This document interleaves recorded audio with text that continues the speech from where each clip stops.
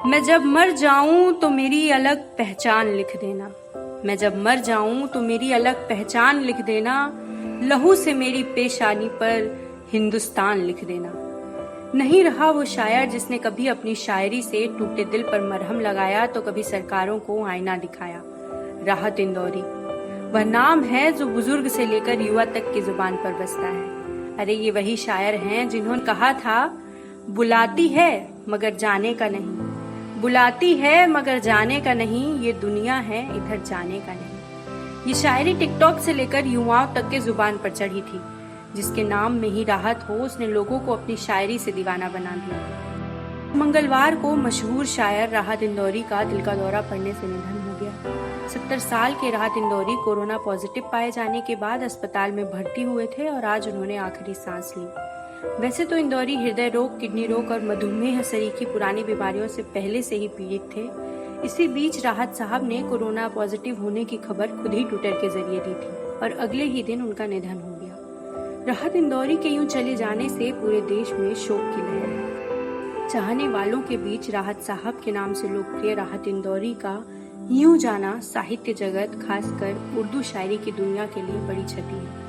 आज उनके यूं चले जाने पर पूरा देश स्तब्ध है। किसी को नहीं पता था कि बड़ी बड़ी सरकारों को चुनौती देने वाला हमें यूं अलविदा कह देगा। राहत इंदौरी का जन्म 1 जनवरी 1950 को हुआ था। उनके पिता का नाम रिफअत उल्लाह था। राहत साहब के पिता की शादी 1940-41 में देवास में हुई। उनका निकाह मकबूल बी के साथ हुआ। शादी के 2 साल बाद उनकी बेटी पैदा हुई। इसके बाद दूसरी बेटी का जन्म हुआ। इसके बाद आकिल का जन्म हुआ और फिर कामिल और आदिल की पैदाइश हुई।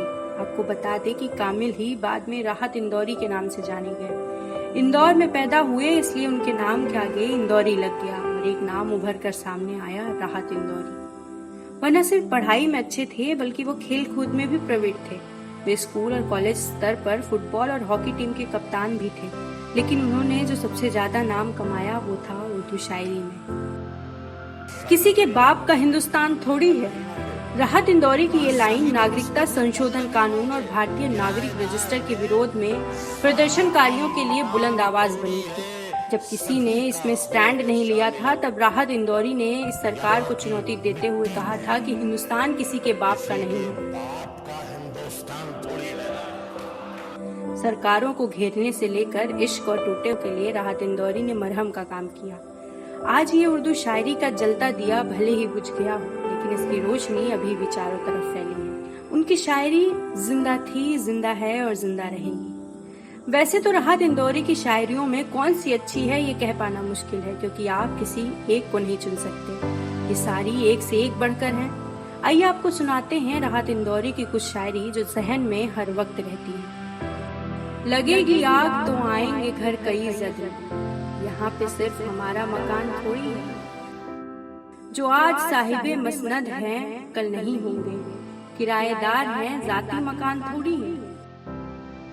सभी का खून है शामिल यहाँ की मिट्टी में, किसी के बाप का हिंदुस्तान थोड़ी है। एक ही नदी के ये 2 किनारे दोस्तों, दोस्ताना जिंदगी से मौत से यारी रखो। राहत इंदौरी को न्यूज़आर की तरफ से विनम्र श्रद्धांजलि।